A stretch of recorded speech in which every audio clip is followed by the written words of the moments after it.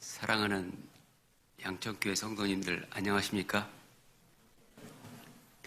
저는 평택 서북교회에서 교제하고 있는 노민하 형제입니다.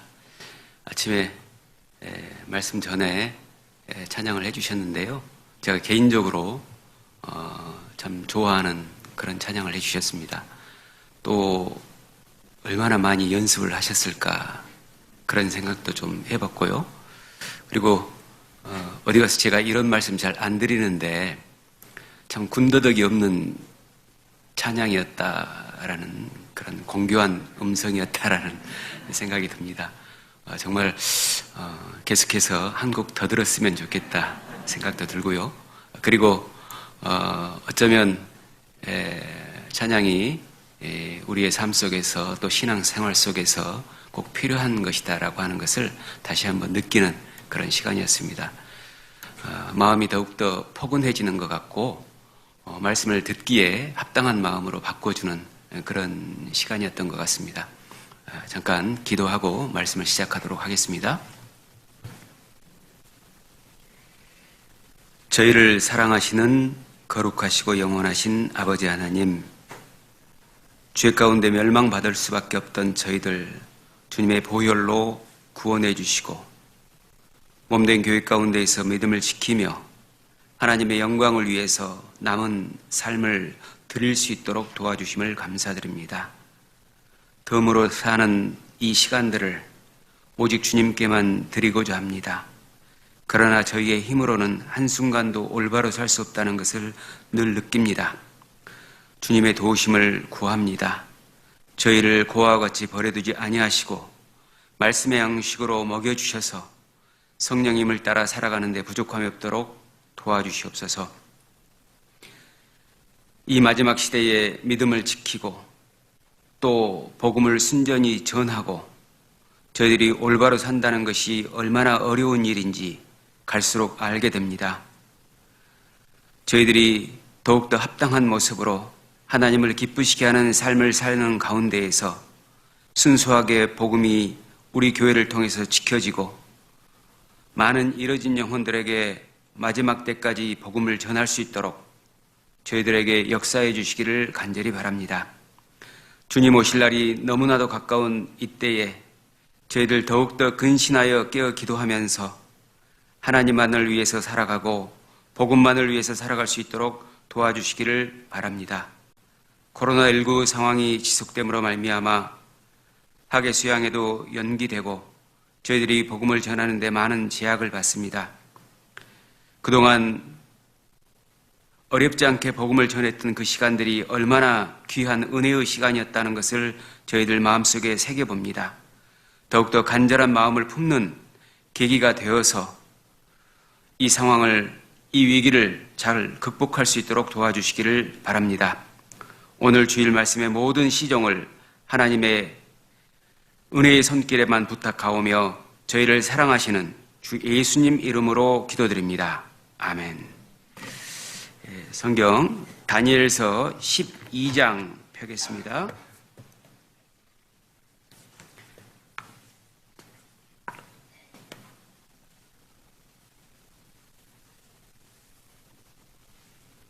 (12장) 2절과 3절입니다.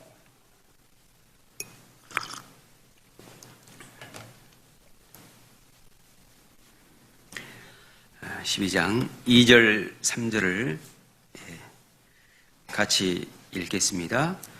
땅의 티끌 가운데서 자는 자 중에 많이 깨어 영생을 얻는 자도 있겠고 수욕을 받아서 무궁히 부끄러움을 입을 자도 있을 것이며 지혜 있는 자는 궁창의 빛과 같이 빛날 것이요 많은 사람을 옳은 대로 돌아오게 한 자는 별과 같이 영원토록 비치리라.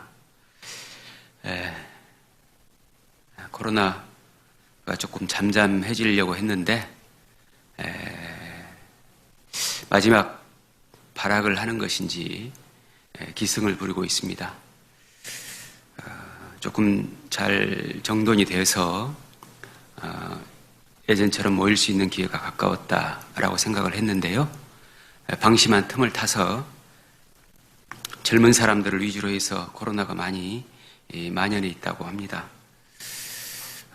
이러한 시기에 약 2년 가까이 이렇게 지속이 되고 있는데요. 여러 경험들을 하셨을 것이고 마음속에 여러 가지 생각들이 아마 들었을 거라고 생각을 합니다. 이런 기회를 통해서 평범한 일상이 얼마나 우리에게 소중했는지 깨닫는 사람도 있을 테고, 또 어떤 경우에는 이러한 시기가 너무 짜증스럽고 또 귀찮고 부담스럽게만 느껴져서 빨리 끝났으면 하면서 시간을 죽이는 그런 사람도 있을지 모르겠습니다. 우리 그리스도인은 여기에도 하나님의 뜻이 있다는 것을 알고 마음을 더욱더 하나님께 다가갈 수 있도록 하고, 또 우리가 편하게 말씀을 듣고 전도했던 그 시간들이 얼마나 하나님의 은혜의 시간이었는지 깨닫는 그런 시간이 되었으면 좋겠고요. 그리고 이런 기회를 통해서 정말 마지막 시대가 너무나 가까웠다는 것도 마음속에 새겼으면 좋겠다 생각을 합니다. 오늘은 잘 아시는 예화를 하나 들고 말씀을 시작하도록 하겠습니다. 여러분 잘 아시는 예화입니다. 다윗이 금 세공업자를 불러서 자기의 인장 반지를 만들도록 했습니다. 그리고 인장 반지를 만드는 과정에서 거기에다 글귀를 하나 새겨 넣는데, 어떠한 일을 보더라도 그 글귀를 읽으면은 모든 것이 무로 돌아갈 수 있는 그런 글귀를 새겨 넣도록 명령을 내렸습니다. 금 세공업자가 인장 반지는 만들었는데 글귀가 생각이 안 난 거예요. 그래서 그 당시에 지혜롭기로 소문났던 솔로몬 왕자를 찾아갑니다. 찾아갔더니 솔로몬 왕자가 껄껄껄 웃으면서 이렇게 새겨 넣도록 합니다. 이 또한 지나가리라. 개인적으로 짧은 구절이지만은 많은 것을 생각하게 했던 것 같고요. 그리고 살아보니까 모든 건 다 지나가더라고요.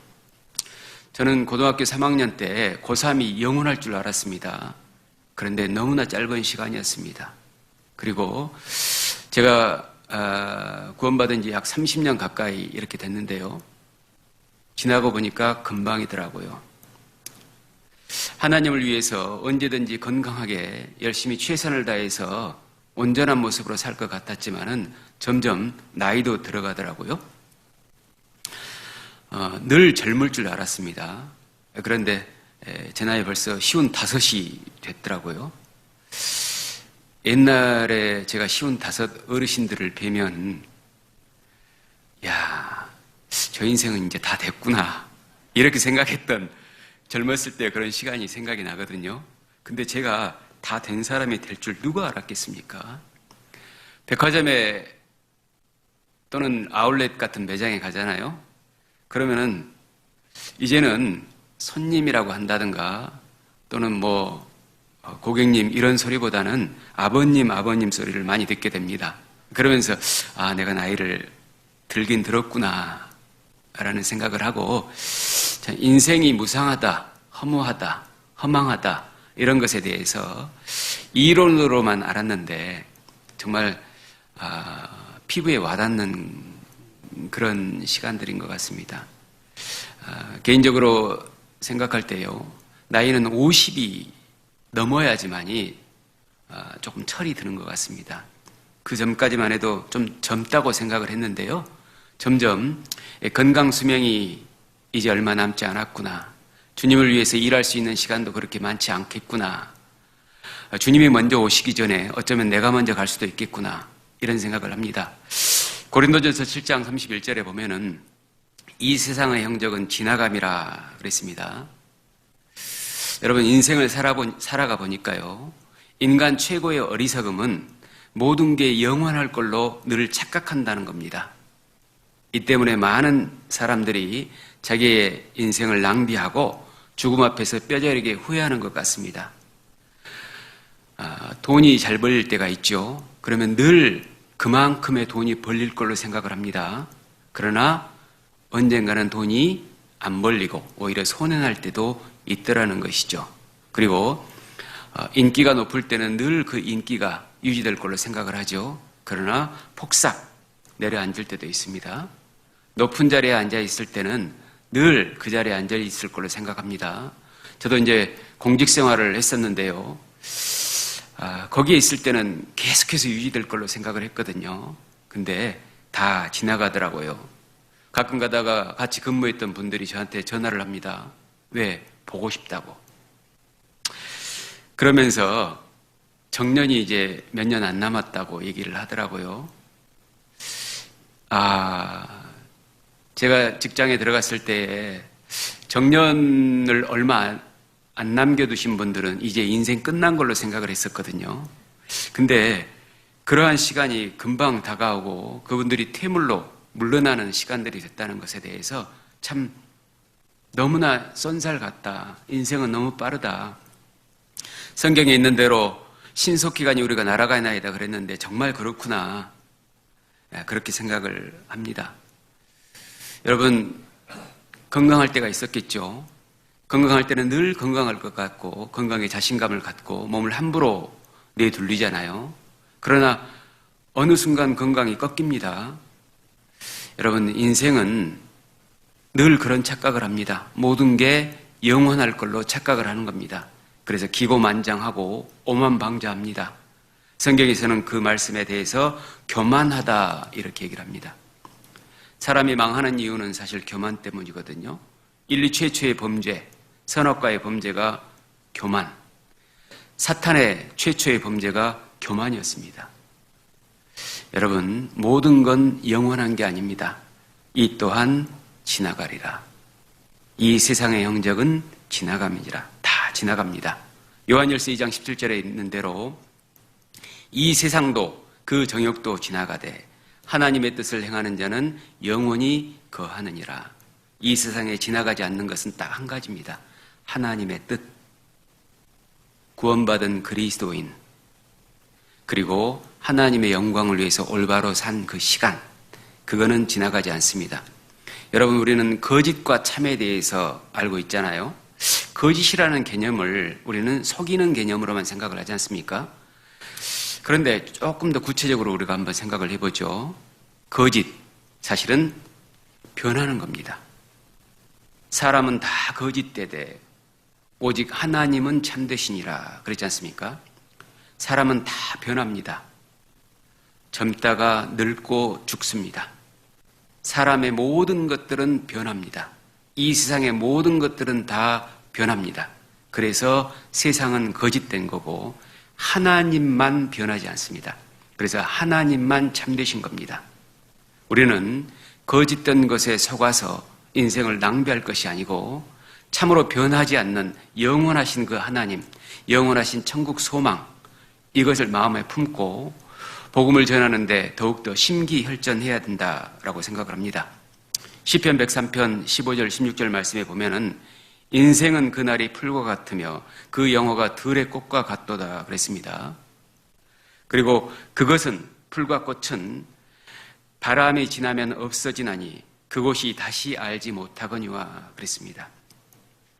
여러분, 사람은 풀과 꽃같이 다 사라져버립니다. 바람 불면 다 죽습니다. 여러분, 이 세상의 모든 생명체 중에 자신의 죽음을 예견하고 인식할 수 있는 생명체는 놀랍게도 인간밖에 없습니다. 짐승은 나 몇 년 후면 죽을 거야 생각하지 못합니다. 그러나 인간은 자신의 죽음에 대해서 예측합니다. 왜 그렇게 됐을까요? 하나님께서 우리 인생들에게 가르치고자 하는 중요한 목적이 있기 때문일 겁니다. 여러분, 우리는 다 결국 죽을 겁니다. 죽음 앞에서는 모든 게 의미를 잃잖아요. 아무리 재산이 많아도, 아무리 땅이 많아도, 아무리 많은 사람에게 사랑을 받고 있어도 결국에는 다 내려놓고 떠나야 됩니다. 살아보니, 지나보니 남는 것은 주님을 위한 것밖에 없더라고요. 오늘 하루 24시간이죠. 주님께서 우리에게 주셨습니다. 그리고 이 시간 24시간을 주님께 다시 드리기를 주님은 원하십니다. 왜? 주님께 드린 것만 영원하니까. 개인적으로요, 제가 온전치 못하지만은 구원받은 것, 그리고 주님을 위해서 드렸던 시간, 그리고 물질, 건강, 마음, 이것만 남더라고요.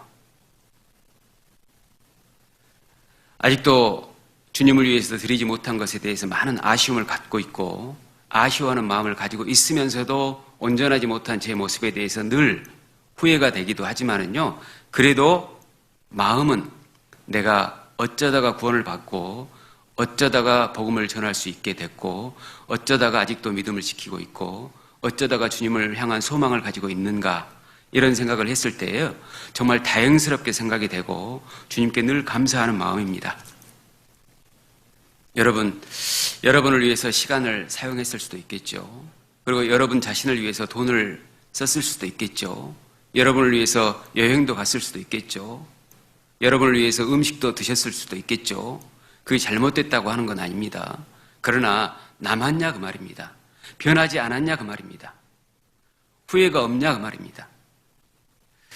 누가복음 12장 20절 21절 말씀에 보면은 어리석은 자여 오늘 밤에 내 영혼을 도로 찾으리니 그러면 내 예비한 것이 네 것이 되겠느냐 하셨으니 자기를 위하여 재물을 쌓아두고 하나님께 대하여 부요치 못한 자가 이와 같으니라.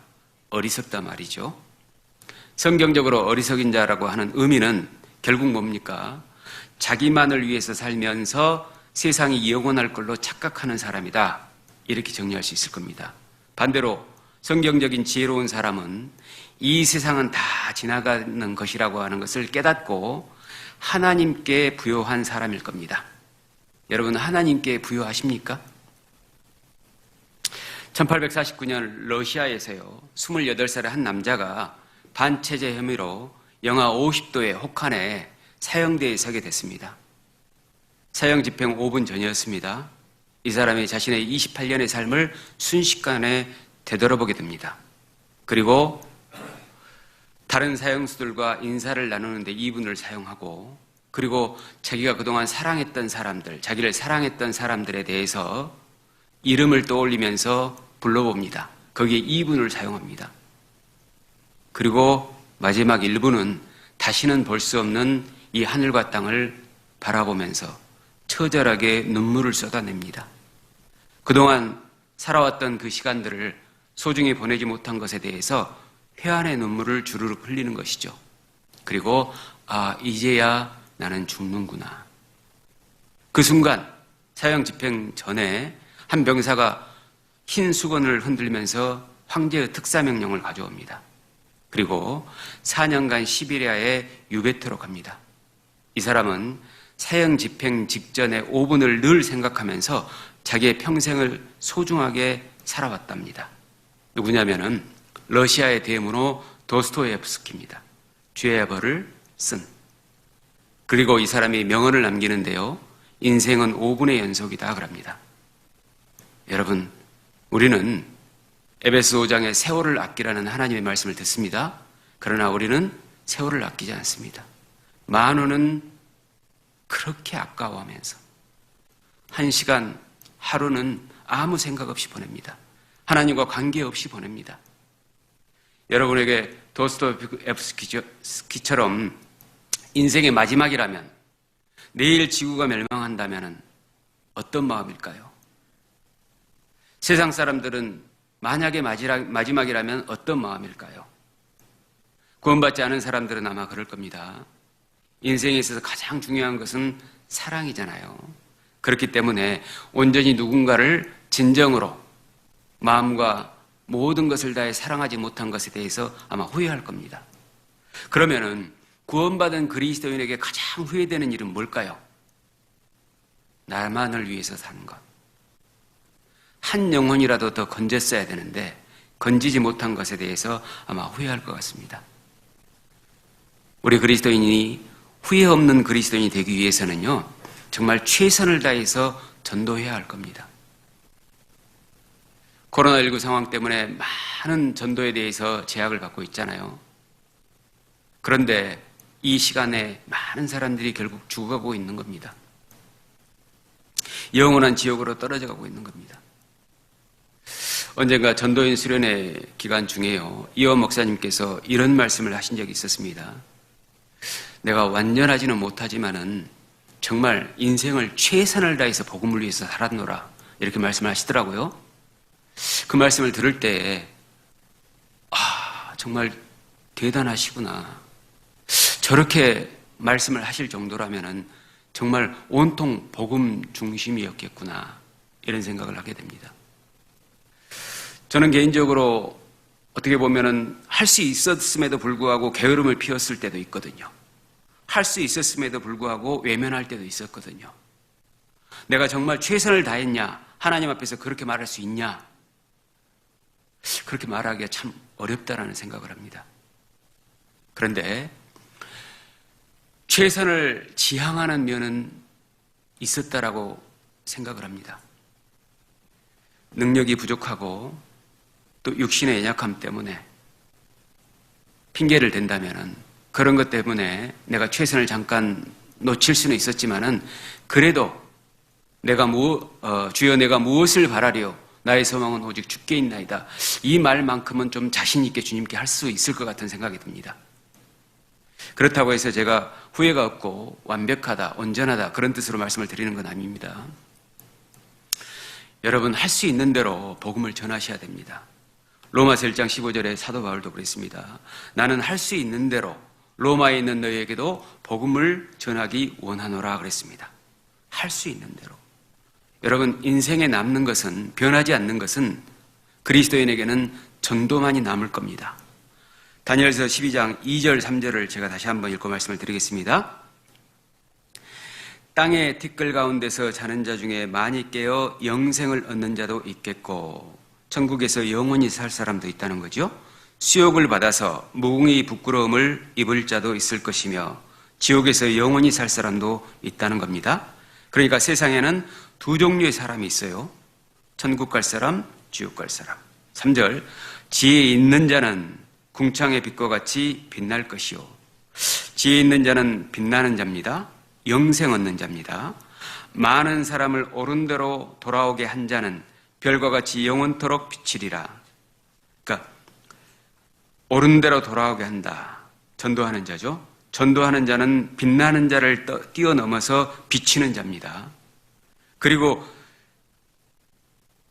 빛나는 자가 지혜 있는 자니까 비치는 자는 지혜 있는 자보다 더 지혜로운 자가 되겠죠. 그러니까 구원받은 사람보다 더 지혜로운 자는 전도하는 자입니다. 전도와 지혜는 연결되어 있습니다. 우리가 맞고 품는 식으로 전도하기는 어렵습니다. 지혜가 있어야 전도도 가능한 거예요. 저번에도 보면은 지식 없는 소원은 선치 못하고 발이 급한 사람은 그릇하느니라 그랬지 않습니까? 우리가 지혜 없이 하나님의 말씀 없이 생각 없이 전도하다 보면은 마음만 급해지는 겁니다. 그러면 그릇된 행동이 나올 수도 있는 겁니다. 전도에 있어서 제일 중요한 것이 바로 지혜다. 오늘 말씀의 주제는요, 전도의 중요성과 방법이라는 주제입니다. 그러니까 지혜로운 전도가 필요한 거죠. 일단 간단하게 좀 정리를 해보면요, 골로새서 4장입니다.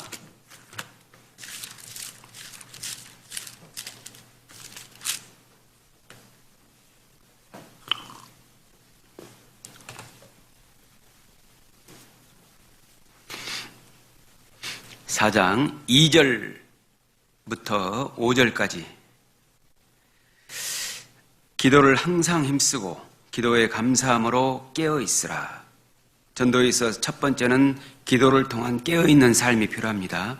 주님은 더러운 그릇을 쓰시지 않고 깨끗한 그릇을 쓰십니다. 3절 또한 우리를 위하여 기도하되 하나님이 전도할 문을 우리에게 열어주사 그리스도의 비밀을 말하게 하시기를 구하라. 전도는 하나님께서 열어주셔야 가능한 겁니다. 그러니까 전도는 내가 한다는 측면보다 하나님께서 하신다는 측면이 더 강합니다. 전도는 내 힘으로 하는 것이 아니고 하나님의 도우심, 하나님의 힘으로, 하나님의 능력으로 하는 것입니다. 내가 이것을 전도를 인하여 매임을 당하였노라. 전도는 매임 당해야 됩니다. 전도는 고난을 각오해야 되고, 전도는 휘파람 불며 하려고 하는 생각을 버려야 됩니다. 그리스도인이 자기애가 지나치게 강하면 전도할 수 없습니다. 희생정신이 강해야지만이 전도할 수 있습니다. 복음에 매여야지만이 전도할 수 있지, 세상에 매이면은 복음이 풀리는 겁니다. 복음에 매여야지만이 세상을 우리가 이겨낼 수가 있는 겁니다. 4절, 그리하면 내가 마땅히 할 말로서 이 비밀을 나타내리라. 외인을 향하여서는 지혜로 행하여 세월을 아끼라. 그러니까 외인, 구원 안 받은 사람들에 대해서는 지혜로 행해야지만이 세월을 아끼면서 전도할 수 있다. 첫 번째는 기도해야 된다. 두 번째는 하나님의 도우심이 있어야 된다. 세 번째는 희생이 필요하다. 고난을 각오해야 된다. 그 말입니다. 그러니까 전도를 위해서는 지혜롭게 행해야지만이 시간 낭비를 하지 않고 올바른 전도가 가능하다라고 하는 것을 골로새 4장 2절로 5절까지 해서 하나님 말씀에 정리를 해 주신 겁니다. 구체적으로 하나하나 정리를 해보겠습니다. 마태복음 28장입니다.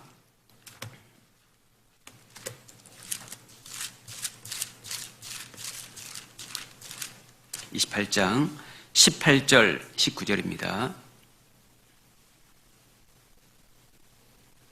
18절 19절 예수께서 나와 일러 가라사대 하늘과 땅의 모든 권세를 내게 주셨으니 그러므로 하늘과 땅의 모든 권세를 예수님께 하나님께서 주셨으므로 너희는 가서 모든 족속으로 제자를 삼아 아버지와 아들과 성령의 이름으로 세례를 주고 모든 족속으로 제자를 삼으라. 요한복음 13장 35절 말씀에 보면은 서로 사랑하면 모든 사람이 너희가 내 제자인 줄 알리라고 말씀하셨잖아요. 그러니까 우리가 모든 족속을 제자 삼는 방법은, 모든 사람을 전도하는 방법은 우리가 서로 사랑해야 되는 겁니다. 교회가 사랑하지 않는 가운데서 복음 전파는 있을 수 없는 것이죠. 부부가 사랑하지 않는 가운데서 새로운 생명이 탄생될 수 없잖아요. 부부가 사랑하지 않는 가운데서 아이가 잘 자랄 수는 없는 거잖아요. 그래서 전도에 있어서 제일 중요한 것 첫 번째가 교회는 사랑의 장소, 서로 사랑을 나눠야 됩니다. 교회 성도들이 서로 사랑으로 하나 되면은 복음은 자연스럽게 전해질 수 있는 기반이 형성이 된다 그 말입니다. 그리고 모든 권세를 예수님께 하나님이 주셨잖아요. 근데 그 예수님께 주신 권세는 예수님을 위해서가 아니고 우리를 위해서 주신 겁니다. 그렇다고 한다면 우리에게 주어진 권세도 우리를 위해서 있는 것이 아니고 이뤄진 영혼을 위해서 있다는 것을 우리가 알아야 할 겁니다. 여러분 지금 크든 작든 권세들이 있을 것 아닙니까? 그 권세를 지금 어디에 어떻게 사용하고 계십니까?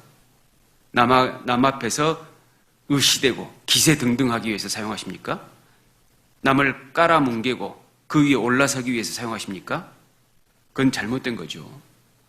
남을 부르기 위해서, 나를 드러내기 위해서, 내 욕망을 채우기 위해서 사용한다면 그건 죄입니다. 오히려 그 사람이 그 권세가 없었으면 선하게 살았을 텐데 그 권세 때문에 독이 돼서 죄를 더 짓게 하는 그런 역할을 할 수도 있는 겁니다. 사용하지 못하는 사람에게 뭔가 준 거예요. 돈도 사용할 수 있는 사람에게 줘야 되고 칼도 사용할 수 있는 사람에게 줘야 되지 않습니까? 강도에게 칼이 들리면 남을 해치게 되고 의사에게 칼이 들리면 남의 생명을 살리는 거지 않습니까? 우리는 어떠한 사람이냐 그 말입니다. 내게 있는 권세를 지금 어떻게 사용하냐? 세상의 모든 사람들이 자기를 위해서 살아가고 있을 겁니다. 자기를 위해서 구하는 자는 결국 잃게 될 거라고 말씀하셨고 복음을 위해서 자기를 버리는 자는 결국 모든 것을 얻게 될 것이라고 하나님께서는 말씀하셨지 않습니까? 나는 복음을 위해서 내 권세를 희생할 줄 아는 사람이냐? 그럼 다 얻게 될 겁니다. 20절 내가 너에게 분부한 모든 것을 가르쳐 지키게 하라. 볼지어다 내가 세상 끝날까지 너희와 항상 함께 있으리라 하시니라. 하나님께서 함께 하시는 대상이 누구냐? 전도하시는 교회, 전도하는 그리스도인. 이 사람과 하나님께서는, 예수님께서는 함께 하신다 그 말입니다. 마태복음 28장 18절로 20절까지는 마태복음의 마지막 말씀이잖아요. 예수님께서 부활 승천하시기 위해서 직접 사도들에게 하신 명령입니다.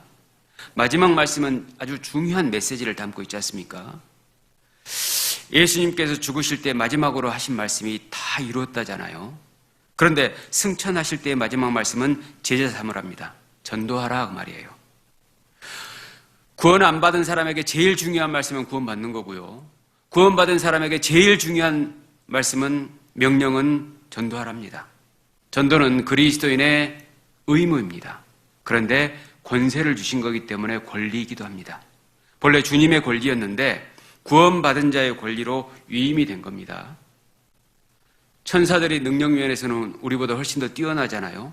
그러나 천사들이 전도할 수는 없습니다. 왜? 복음의 직접적 수혜자가 아니기 때문에. 천사는 구원받은 게 아니잖아요. 예수님의 피로써 은혜를 입은 게 아니잖아요.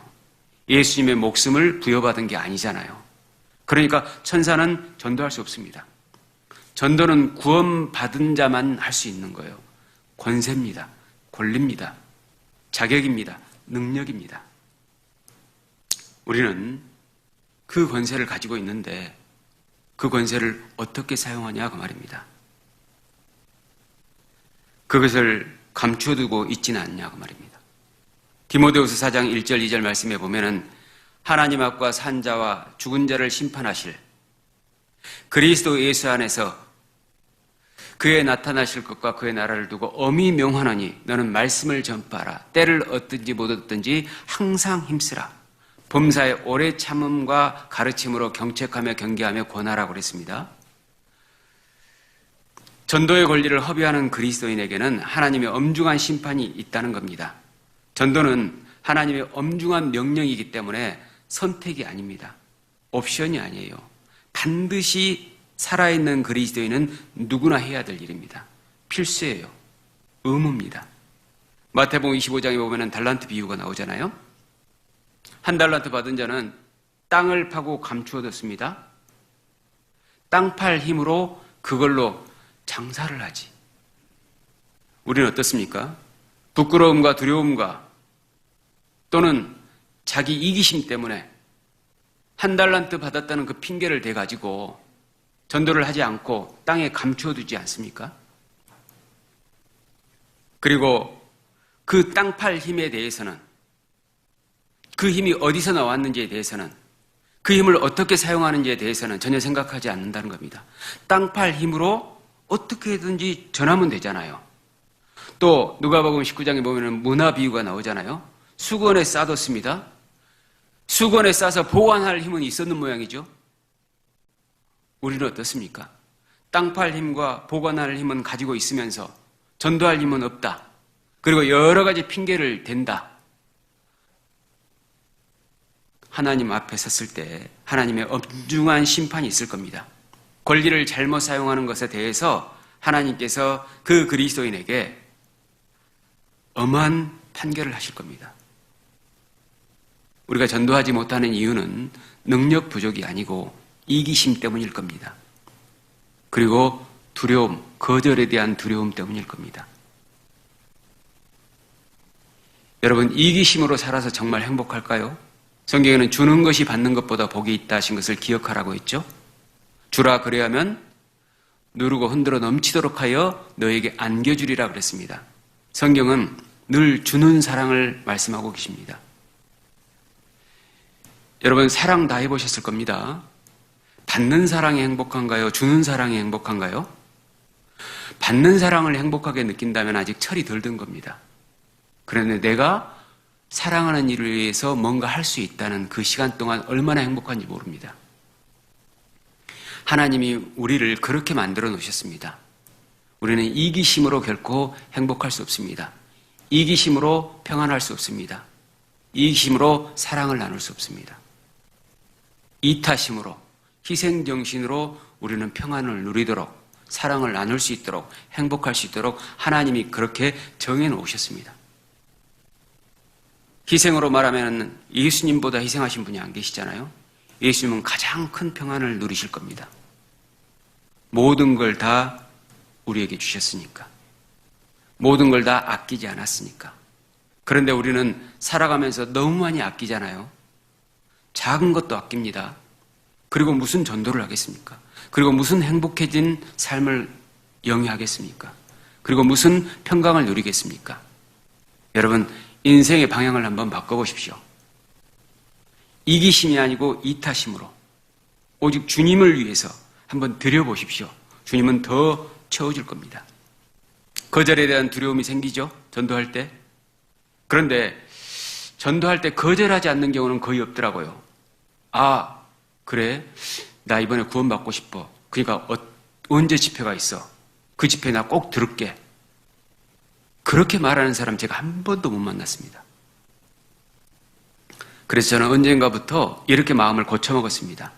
내가 그 사람을 전도해서 그 사람이 구원받는 데 초점을 둘 것이 아니고 하나님 앞에서 전하고 하나님 앞에서 그 사람이 내게 거절한 횟수를 하나님께 드리는 걸로 좀 바꿔봤습니다. 거절의 횟수를 쌓아가는 것이 전도라고 한번 생각을 해봤습니다.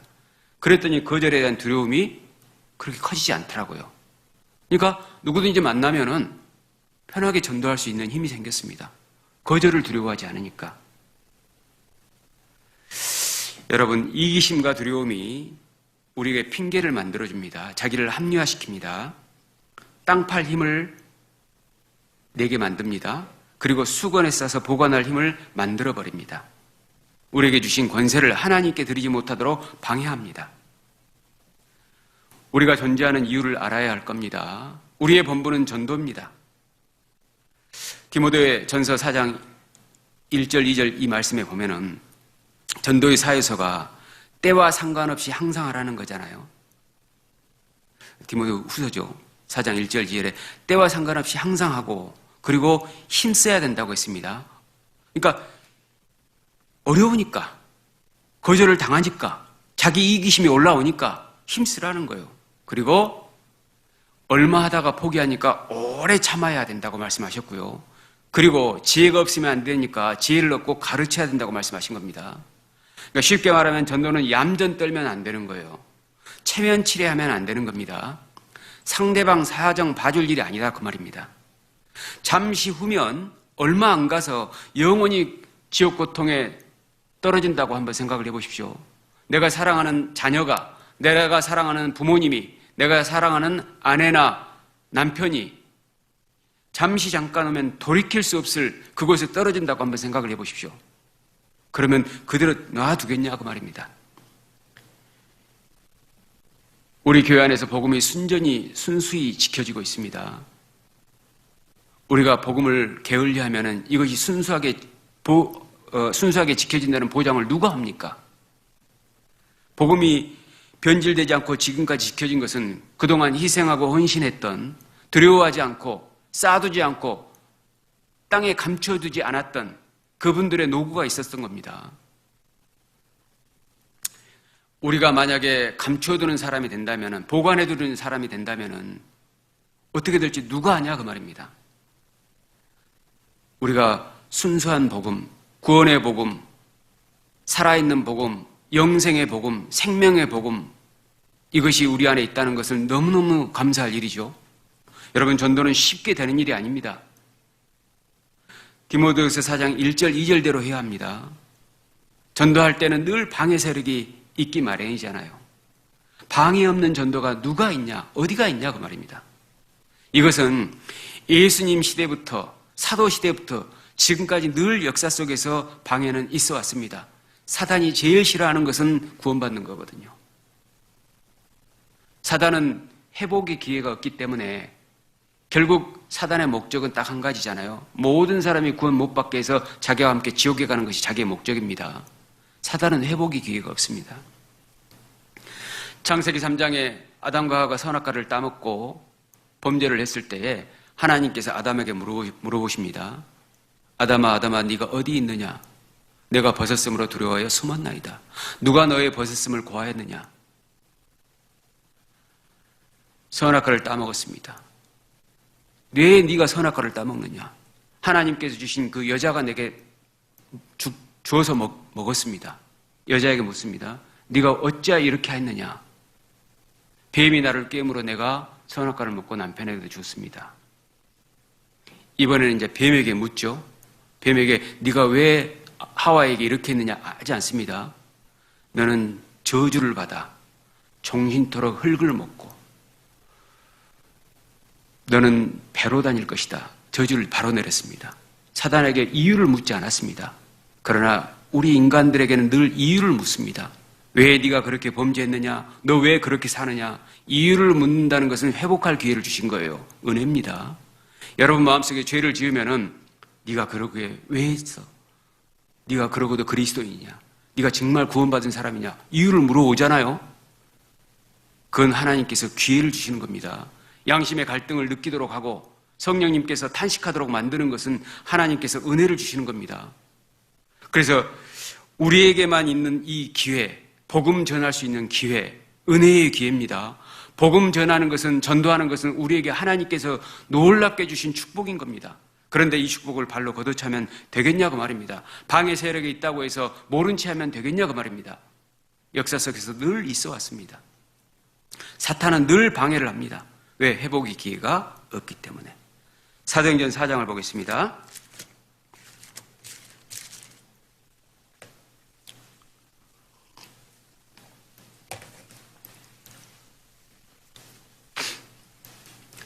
(17절부터) 20절입니다. 사도행전 4장 17절부터 20절.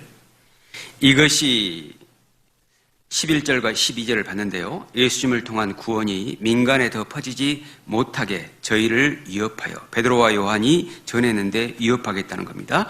이후에는 이 이름으로 아무 사람에게도 말하지 말게 하자 하고 예수의 이름으로 아무에게도 말하지 말도록 방해를 하려고 하는 겁니다.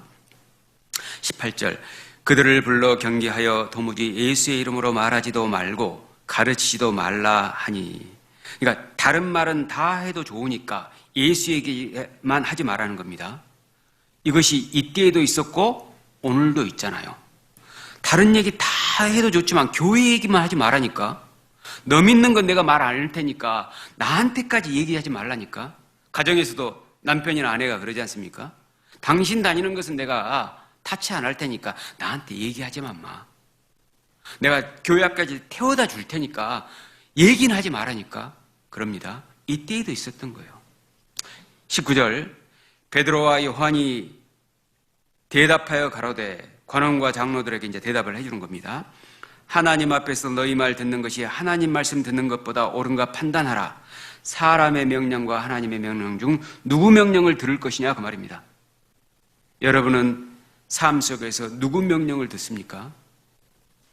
사람을 두려워하는 자는 올무에 걸리거니와 여호와를 의지하는 자는 안전하리라 그랬습니다. 사람이 여호와를 기쁘시게 하면 그 사람의 원수라도 그로 더불어 화목하게 하신다고 하셨죠. 우리는 하나님께 잘 보여야 되는데 늘 사람에게 잘 보이려고 합니다. 사람에게 쩔쩔매요. 사람에게 쩔쩔매면 하나님께 쩔쩔매지 못합니다. 하나님을 두려워하는 자는 사람을 두려워하지 않는데 사람을 두려워하기 시작하면 결국 하나님이 두렵지 않게 되고 하나님 앞에서 담대히 죄를 짓게 되는 겁니다. 그러면 전도할 수는 없는 거죠. 20절. 우리는 보고 들은 것을, 베드로와 요한은 보고 들은 것을 말하지 아니할 수 없다 하니, 말할 수밖에 없다 가지고 말하지 아니할 수 없다, 이중 부정이잖아요. 그러니까 강하게 베드로와 요한은 이 복음 안 전하면 안 된다는 그겁니다. 어떠한 방해가 있다 할지라도, 어떠한 반대가 있다 할지라도, 어떠한 거절이 있다 할지라도 나는 전하겠다 그 말입니다. 여러분, 이 베드로와 요한의 대답이 우리의 대답이 되어야 할 겁니다. 우리가 다른 말은 다 안 해도 복음은 전해야 되죠. 그 사람 비유는 못 맞춰도 복음은 전해야 되죠. 여러분 어떠세요? 이방인들과 만났을 때 세상 얘기가 한 90% 되고 복음은 10% 됩니까? 세상 얘기가 너무 잘 됩니까? 문제 있는 거죠. 저는 개인적으로 아직까지는, 지금까지 구원받은 이후에요, 구원 안 받은 사람하고는 대화할 게 없어요, 사실. 잠깐 말대접 정도 해줄 뿐이지 더 이상 얘기할 게 없더라니까요. 심지어는 가족도 그렇더라고요. 가족도요, 만나면은 육신적이고 세상적인 얘기를 계속해서 늘어놓으면은 어떻게 할 겁니까? 그러냐고 할 뿐이지 거기에 맞장구 쳐줄 수도 없는 노릇이고 결국 돌아 기회 봐서 말씀 전하고 있는 내 모습이 보이는 겁니다. 기차를 타고 갑니다. 옆에 누가 앉아 있습니다. 그러면은 아무 생각 없이 가진 않잖아요, 우리가. 이 사람한테 어떻게 하면 내가 전도할 수 있을까? 이 사람 어디서 내릴까? 막 생각해 보지 않습니까? 그렇게 하는 것이 정상적인 그리스도인의 모습일 겁니다. 여러분, 부모나 배우자나 친구나 이웃이나 상사가 전도하지 말라고 한다고 해서 그렇지, 내 입을 닫는 것이 우리가 화목이 깨지지 않는 방법이야 하면서 자기 합리화하지 않습니까? 성경에서는요, 마태복음 10장에 예수님께서 사람의 원수가 자기 집안 식구리라고 그랬습니다. 집안의 분란이 복음을 전하는 과정에서 일어나는 것은 지극히 정상적이다 그 말입니다. 그렇다고 해서 분란 일으키면서 의도적으로 전도하라 이 말은 아닙니다. 집안 분란이 더 두렵습니까? 하나님과의 분란이 더 두렵습니까? 그런 맥락에서 봤을 때 내가 태어나서 죽을 때까지 어차피 죽을 목숨이지 않습니까? 아무리 예쁘면 뭐합니까? 아무리 똑똑하고 잘나면 뭐합니까? 결국 흙으로 돌아갈 건데, 아무리 잘생겼어도 아무리 예뻐도 결국 잠시 잠깐이면 흙으로 돌아가잖아요. 저는 간혹 가다가 이제 텔레비전을 보면은요, 그 연예인들이 젊었을 때가 나오고 나이 들어서 모습이 나오더라고요. 젊었을 때 그렇게 예뻐 보였는데 초라한 늙은이가 되어 있더라고요. 그걸 보고 그렇구나. 요즘은 이런 매체들이 발달을 해가지고 과거와 현재를 비교할 수 있잖아요. 근데 옛날 사람들은 그런 게 없기 때문에 비교를 못 했잖아요. 우리는 정말 성경 깨닫기 좋은 시대일 겁니다. 우리가 마음만 먹으면은요, 하나님에 대해서 더욱더 간절한 마음을 품을 수 있을 겁니다. 생각 없이 이기심으로 살아서 그렇지, 어차피 썩어 없어질 몸이라고 한다면, 어차피 죽을 몸이라고 한다면은 이 몸을 가지고 가치 있는 삶을 살아야 되지 않겠습니까? 그런데 천하보다 귀한 영혼, 그 한 영혼이라도 내가 하나님께 인도된다면 가치 있는 삶 아니겠습니까? 구원받은 지 10년이 됐는데 한 사람도 구원을 못 받았어요. 20년이 됐는데 한 사람도 구원을 못 받았어요. 한 사람도 교회 안에 남아있지 않아요. 그러면은 그게 무슨 얼마나 가치 있는 삶이 될까요? 내가 한 영혼이라도 살려내서, 내가 물론 살리는 건 아니지만은 구원받게 해서 교회 안에 뿌리를 깊이 내릴 수 있다고 한다면은 그 사람의 인생은 정말 대통령의 인생보다, 재벌의 인생보다, 학자의 인생보다 가치 있고 의미 있는 생을 살다간 그런 사람이 아니겠냐고 말입니다. 어떻게 생각하십니까, 여러분? 한 명이라도 제대로 살려놓는다면. 우리가 가끔 그런 얘기 듣지 않습니까? 우리가 올해 1인 1명 전도, 그럼 해년마다 배가 된다는 얘기지 않습니까? 근데 해년마다 배가 되는 경우는 없잖아요. 그렇다면 한 사람의 영혼을 건지기가 얼마나 어렵냐고 말입니다. 왜 어려울까요? 바로 거기에는 하나님의 목숨값이 들어가야 되기 때문에 그렇습니다. 하나님의 목숨값이 들어가는데 내 목숨값은 안 들어가면은 한 사람 살려내기 어렵습니다. 복음은 목숨이 버려진 생명이 탄생된 복음이잖아요. 그런데 나는 내 목숨을 버리지 않고 생명을 주려고 하지 않는 가운데서 전도한다면 그게 구원을 받겠냐 그 말입니다. 여러분, 복음 전할 때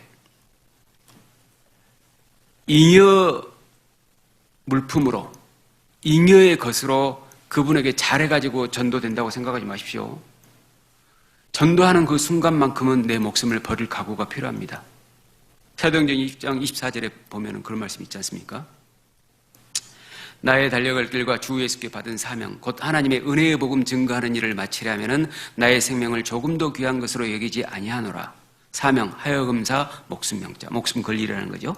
사도 바울은 그래서 자기의 생명을 조금도 귀한 것으로 매번 그렇게 여겼기 때문에 이방인들에게 활발하게 복음이 전해졌고, 소아시아, 유럽, 그리고 미국, 그리고 우리나라에까지 복음이 전해진 겁니다. 복음은 그냥 전해지는 게 아니에요. 복음은 예수님의 목숨값이기 때문에 내가 목숨 버릴 각오를 하지 않으면 안 전해지는 겁니다. 사도 바울은 누구보다도 사람의 영혼의 가치를 잘 아는 사람이었습니다. 그래서 전도하는 것을 사명으로 여긴 거예요. 여러분, 전도 대상에 대해서 내가 좋아하는 사람, 나에게 비율을 맞춰주니까, 저 사람은 착하게 보이니까, 나에게 잘해주니까 이런 사람을 전도 대상으로 삼을 것이 아닙니다. 하나님이 그 영혼을 어떻게 보시느냐, 하나님께서 저 영혼을 불쌍하게 여길 것이냐, 여기에 초점이 맞춰져야 됩니다. 하나님이 미워하지 않는데 내가 미워하면 되겠느냐, 이런 마음을 가져야 될 겁니다. 시편 56편입니다.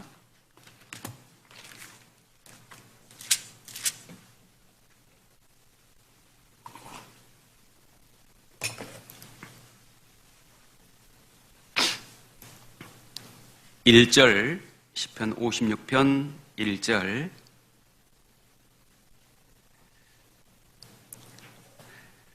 하나님이여 나를, 그 위에 보면 다윗의 시잖아요. 다윗을 긍휼히 여기소서. 사람이 나를 삼키려고 종일 압제하며. 4절로 건너뛰겠습니다. 내가 하나님을 의지하고 그 말씀을 찬송하올지라. 내가 하나님을 의지하였은즉 두려워 아니하리니 혈육 있는 사람이 내게 어찌하리이까. 저희가 종일 내 말을 곡해하며 내게 대한 저희 모든 사상은 사악이라. 다윗은 하나님을 두려워했지 사람을 두려워하지 않았습니다.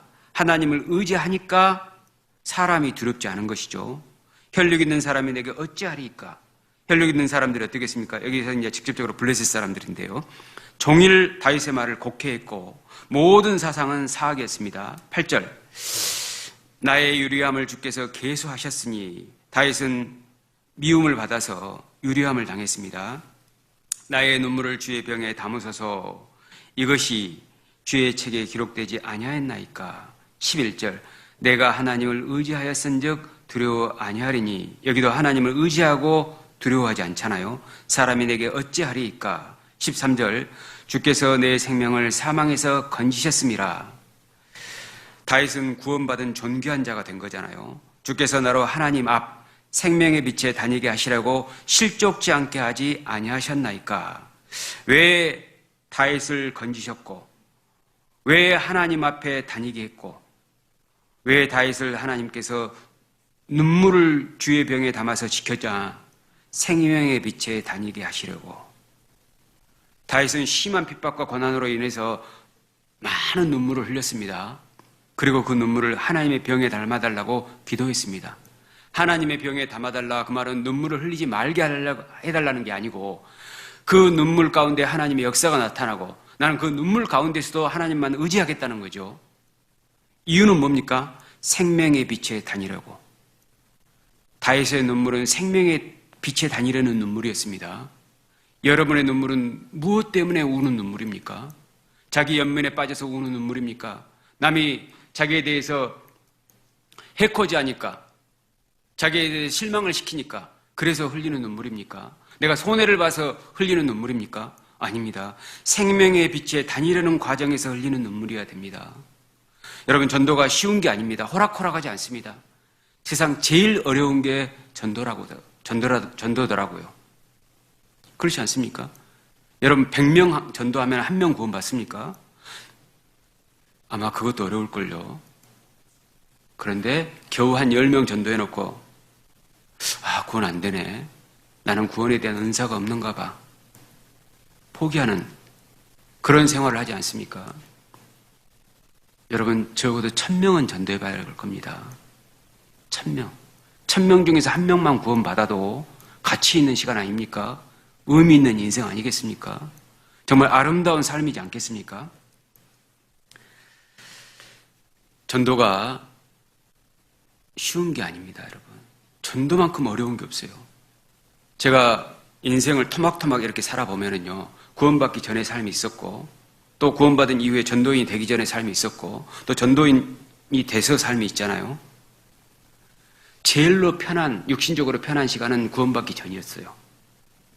그 다음에 제일로 힘든 시간은요, 인생에 있어서 모든 이 고난을 다 합친 것보다도 전도인의 시간이 제일 힘들더라고요, 사실. 정말 하나님만 아니면 내가 했겠나 싶더라고요. 군대 신병보다 더 힘든 것 같아요. 정말 세상에서 그 어떤 어려움보다 전도자의 길이 정말 어려운 것 같습니다. 제가 푸념하려고 하는 게 아니고요. 전도자의 눈물이 결국 생명의 음료로 바뀌는 거구나. 하나님께서 그걸 가르치는 거라고 생각을 합니다. 정말 많은 눈물을 쏟을 수밖에 없습니다. 어떤 분은 그런 얘기 하잖아요. 전도인은 좋겠다. 6일간 푹 쉬었다가 일요일 한 번만 쌈박하게 설교하면 나머지 쉴 수 있으니까. 아닙니다. 이 전도자는 교회를 위해서 애타하는 마음이 항상 강할 수밖에 없고요. 그리고 성도들이 전도자가 아무 관심 없는 것 같이 보일 수 있겠지만은요, 한 사람이 실족하는 것 같으면은요, 얼마나 잠 못 자고 애타한지 아십니까? 정말 내가 가서 어떻게 막 해버리고 싶은 그런 마음이 막 올라올 때가 있거든요.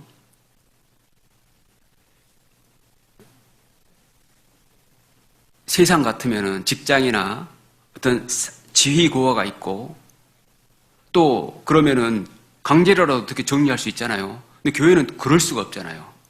또 세상 같으면은 하다 안 되면 손절해버리면 되잖아요.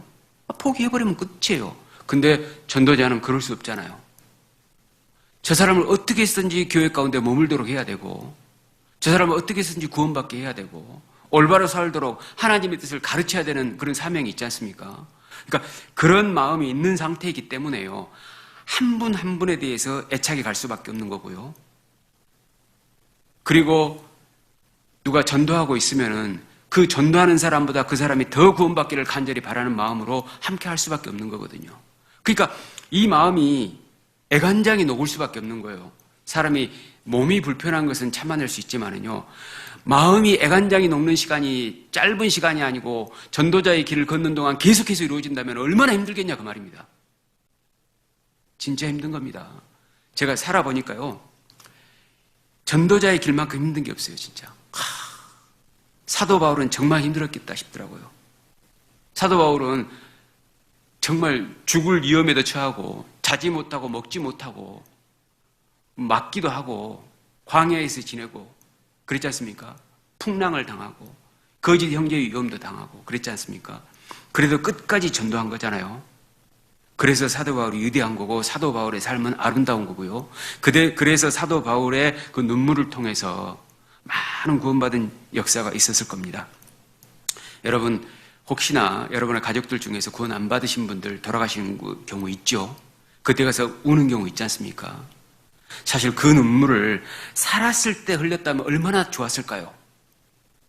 내가 그분에게 멸시천대를 당하는 가운데에서 흘렸다면 얼마나 좋았겠냐 그 말입니다.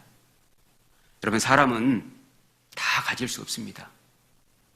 진짜 소중한 것을 위해서는 덜 소중한 것을 내려놓을 수밖에 없는 거예요. 희생할 수밖에 없는 거예요. 이걸 세상에서는 마중물이라고 하지 않습니까? 펌프질 할 때 마중물 넣지 않으면 물을 거둘 수 없잖아요. 여러분, 인생에 마중물이 필요합니다. 한 사람을 살리기 위해서 마중물을 넣어야 됩니다. 시간도 넣고 물질도 넣고 건강도 넣고 내 능력도 넣고 내 지위도 넣고 내 모든 것을 거기다 쏟아붓지 않으면 아무도 태어나지 않습니다. 한 사람의 영혼이 천하보다 귀한데, 너무너무 귀한데 어떠한 값으로도 한 사람의 영혼을 살 수가 없는데 시편 49편에 그러잖아요. 저희의 생명의 구속이 너무 귀하여 영영이 못할 것이라 그랬지 않습니까? 영영이 못하는 겁니다. 온 세상을 다 주어도 한 사람의 영혼을 살릴 수가 없는데, 그런데 온 세상이 아니라 내 시간 좀 거기다 투자하라고 하는데, 내 물질 좀 거기 투자하라고 하는데 안 하는 거예요. 우리는 사실 온 세상을 다 가진 정도가 아니고 너무 없어서 쩔쩔매는 사람이잖아요.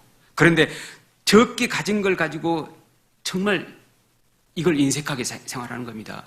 예수님은 나에게 인색하지 않았는데 나는 예수님께 너무 인색한 건 아니냐 그 말입니다.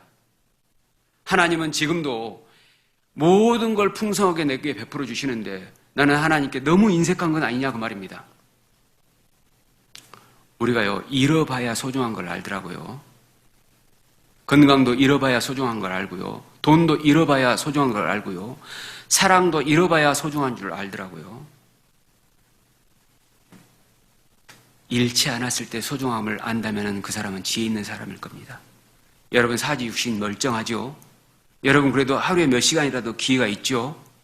여러분 조금이라도 먹고 살고 남은 물질들이 있죠. 한 영혼을 살리기 위해서 그걸 쓰셔야 합니다.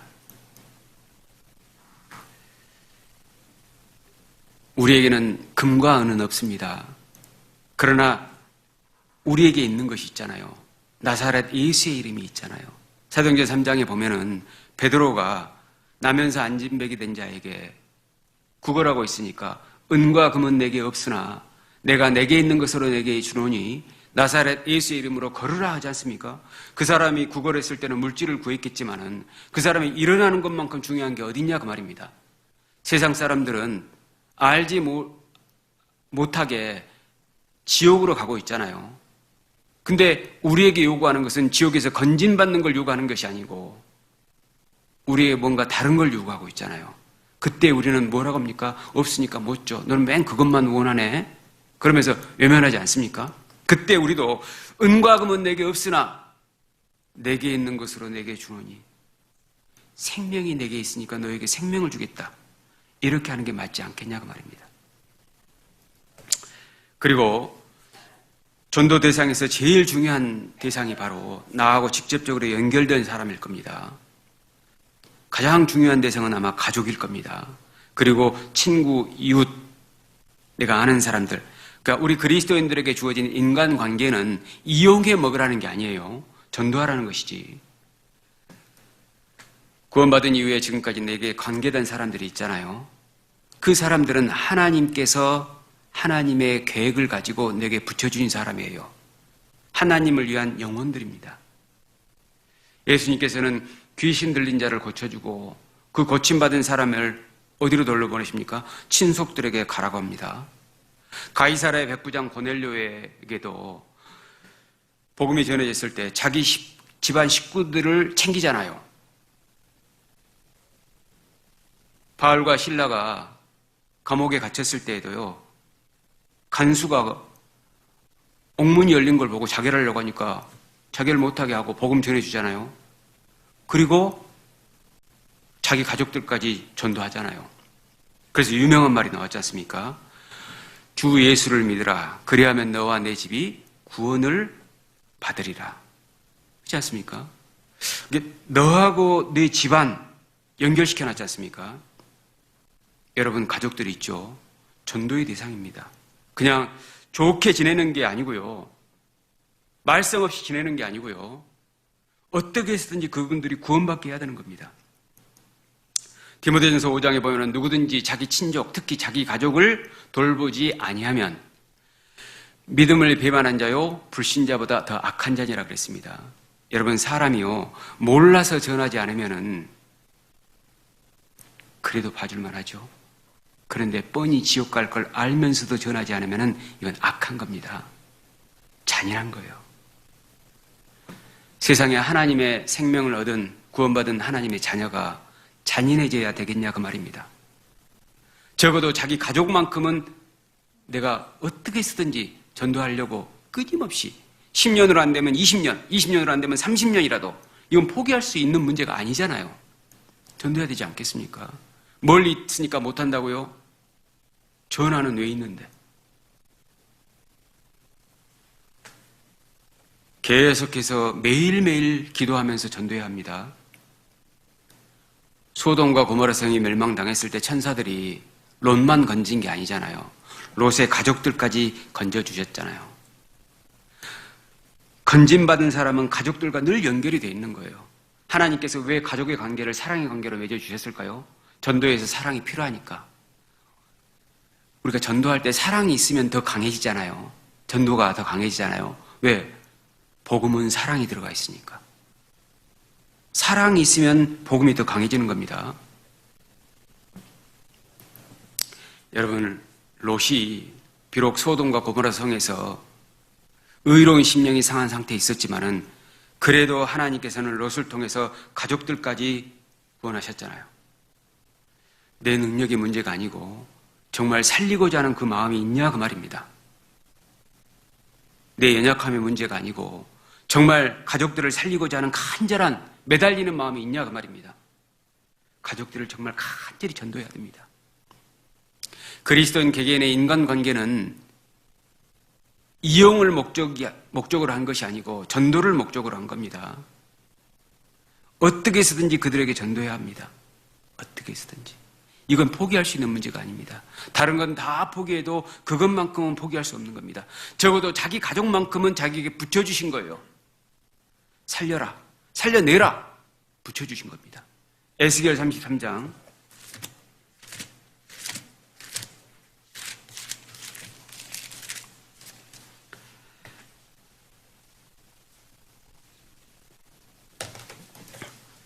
1절부터 7절까지 긴 말씀입니다. 제가 읽겠습니다. 에스겔 33장 1절부터 7절. 여호와의 말씀이 내게 임하여 가라사대 인자야 에스겔아 너는 내 민족에게 고하여 이르라 가령 내가 칼을 한 땅에 임하게 한다 하자 그 땅 백성이 자기 중에 하나를 택하여 파수꾼을 삼은 그 사람이 칼이 그 땅에 임함을 보고 나팔을 불어 백성이 경고하되 나팔 소리를 듣고도 경비를 하지 아니하므로 임하는 칼에 여호와의 임하는 칼에 재함을 당하면 그 피가 자기의 머리로 돌아갈 것이라. 5절 그가 경비를 하였던들 자기 생명을 보존하였을 것이나 나팔 소리를 듣고도 경비를 하지 아니하였으니 피가 자기에게로 돌아가리라. 그러나 파수꾼이 칼의 임함을 보고도 나팔을 불지 아니하여 백성에게 경고치 아니하므로 그 중에 한 사람이 그 임하는 칼에 재함을 당하면 그는 자기 죄악 중에서 재한 바 되려니와 그 죄를 내가 파수꾼의 손에서 찾으리라. 인자야 내가 너로 이스라엘 족속의 파수꾼을 삼음이 이와 같으니라. 1절부터 6절과 같으니라. 파수꾼의 비유와 같으니라. 그런 정도는 내 입에 말을 듣고 나를 대신하여 그들에게 경고할지어다. 여호와의 칼이 반드시 임할 것이다. 경고하라는 겁니다. 그러니까 우리 그리스도인은 파수꾼입니다. 여호와의 칼이 곧 임하잖아요. 이 세상은 결국 장망성이지 않습니까? 망하잖아요. 코로나19 상황이 왜 된 겁니까? 이유 없는 건 아니잖아요. 누가복음 21장에 보면은 이 기근과 온역과 지진이 함께 세트로 묶어졌거든요. 온역 전에 작은 온역들이 있다가 기근과 지진이 계속해서 반복돼서 일어났지 않습니까? 그런데 크게 한 방 터진 것이 코로나잖아요. 예수님이 임하실 때 세상이 망하기 전에 바로 이러한 일들이 있을 거라는 걸 우리에게 경고하신 거잖아요. 근데 코로나19를 보고도 우리는 파수꾼이 안 된 겁니다. 잠자고 있는 거예요. 그러면은 그 핏값을 우리에게 찾으실 거라는 겁니다. 남은 시간 한 30분 남았는데요. 전도를 위한 우리의 마음 자세에 대해서 조금 정리를 해볼까 합니다. 첫 번째는 편견과 선입견이 있는 사람에게도 우리가 전도를 해야 할 겁니다. 어떤 사람은 우리 집안은 불교다, 우리 집안은 유교다, 나는 완전히 무신론자다. 요즘 그 청년들이요 22%만 종교를 가지고 있고 78%는 종교가 없다는 겁니다. 무교라는 거예요. 세상이 희한하게 돼버렸습니다. 지금 사회의 가치관이 혼돈스러운 상태입니다. 콜롬비아 대학교에서요 이런 일이 있었답니다. 어떤 교수가 강의를 하는데요. 여러분, 연약한 여자가 어디를 출입하려고 하는데 문을 열어주는 것은 선입니까 악입니까 물어봤답니다. 우리가 보통 그러면은 연약한 자에 대한 배려심이니까 선이라고 볼 수 있잖아요. 근데 그걸 뭐라고 하냐면은 악이라는 거예요. 왜? 여자가 스스로 갈 수 있는 길을 내가 방해했다는 겁니다. 그런 가치관을 심어주기 시작한 겁니다. 세상이 어떻게 되려고 진짜. 성경적인 올바른 기준된 가치관이 없으면은요, 헷갈리기 시작합니다, 이제. 이기심이 최고의 어떤 가치로 삼아질 수 있습니다. 쾌락이 최고의 가치로 삼아질 수도 있는 겁니다.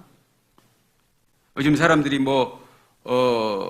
이 돈에 중독이 돼 있고, 쾌락에 중독이 돼 있고, 이런 게임 같은 거에 막 중독이 돼 있지 않습니까? 가상 현실에 중독이 되어 있지 않습니까? 그러니까 현실과 가상을 구별하지 못하는 가운데서 혼돈이 돼버린 겁니다.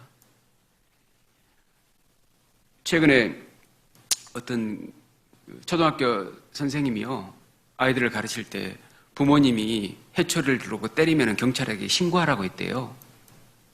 그랬더니 자기 집에 갔더니 8살 먹은 아이가 이제 자기 아빠가 때린 거예요. 해초를 들은 거예요. 신고해버렸어요, 진짜로. 뉴스에 나왔더라고요. 여러분, 인권도 중요하지만 질서도 중요한 거지 않습니까? 그리고 관계도 중요한 거잖아요. 내가 조금 희생해서 질서를 지키고 내가 희생해서 사랑의 관계가 유지되는 게 좋지, 내 인권만 주장해가지고 관계가 깨지는 것이 정말로 그것이 아름다운 삶이냐, 그 말입니다. 성경이 아니면은 오늘날 세태가 완전히 헷갈린 시대입니다. 세상 사람들은 완전히 하나님을 떠나서 멀어져 있는 상태잖아요. 그런데 그들에게도 주님께서는 복음을 전하라고 하시죠. 예수님께서 모든 족속으로 제자를 삼으라고 했지, 얘는 들을 자에게만 전해, 이렇게 하지 않았잖아요. 여러분, 우리가 전하는 전도의 대상은 예외가 없습니다. 우리를 대적하는 사람들에 대해서 큰 실망이 생길 수도 있고 미운 마음이 올라올 수도 있습니다. 그러나 하나님인 저 사람을 어떻게 보실 것이냐, 십자가에 못 박히신 예수님께서는 저들을 어떻게 보실 것이냐. 예수님께서는 그러셨잖아요. 자기를 못 받는 자들을 위해서 끝에 하나님께 기도하지 않습니까? 아버지여, 저들의 죄를 용서해 주시옵소서. 자기들의 한 것을 알지 못합니다. 용서해달라고 합니다. 우리도 미워하지 않아야 됩니다. 어느 누구도 하나님이 미워하시기 전에는 미워하면 안 됩니다. 나에게 아무리 잘못해도, 어쩌면 내 손을 십자가에 못 박는 사람도 있을 수 있겠죠. 그래도 미워하면 안 돼요. 이 말은 미움이 올라오지 않는다는 뜻이 아니고, 미움이 올라왔을 때 이게 잘못됐다는 걸 인식해야 된다, 그 말입니다. 그리고 하나님이라면 이걸 어떻게 했을 것인가, 하나님의 마음이라면 도대체 어떻게 보셨을까, 이걸 생각해 보라는 겁니다. 신명기 23장입니다.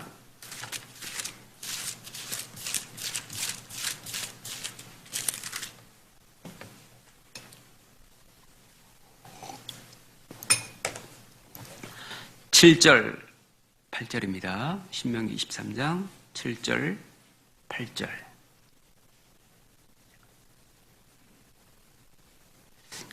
이스라엘 사람들에게 이제 하신 말씀입니다.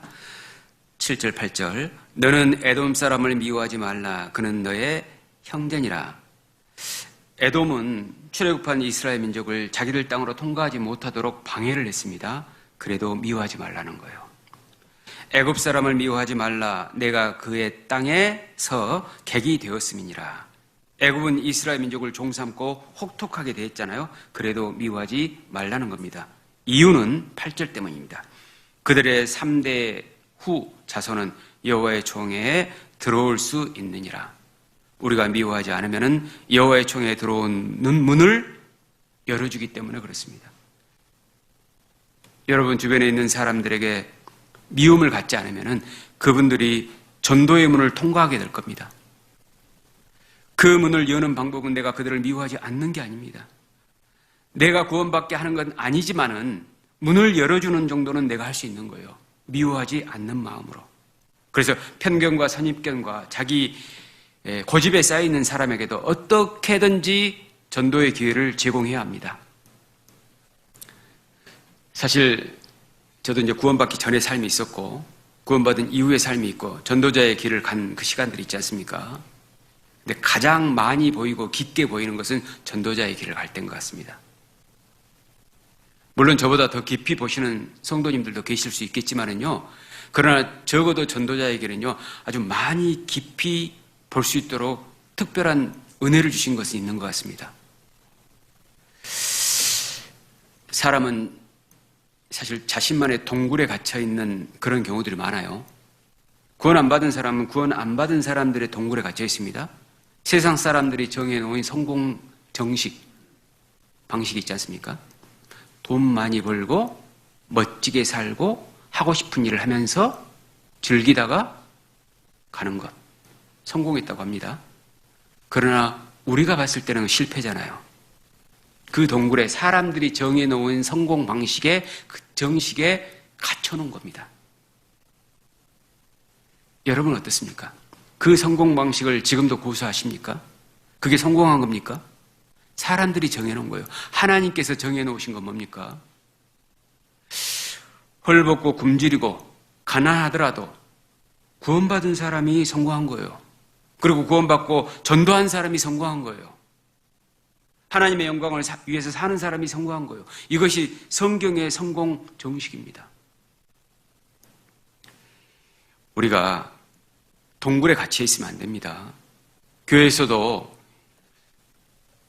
임원을 하신 분의 그 깊이하고 임원을 하지 않는 분의 그 깊이하고는 또 다릅니다. 하나님께서 그 자리에 맞게, 위치에 맞게 특별한 그 통찰력과 또 은혜를, 그리고 마음을, 사랑을 주십니다.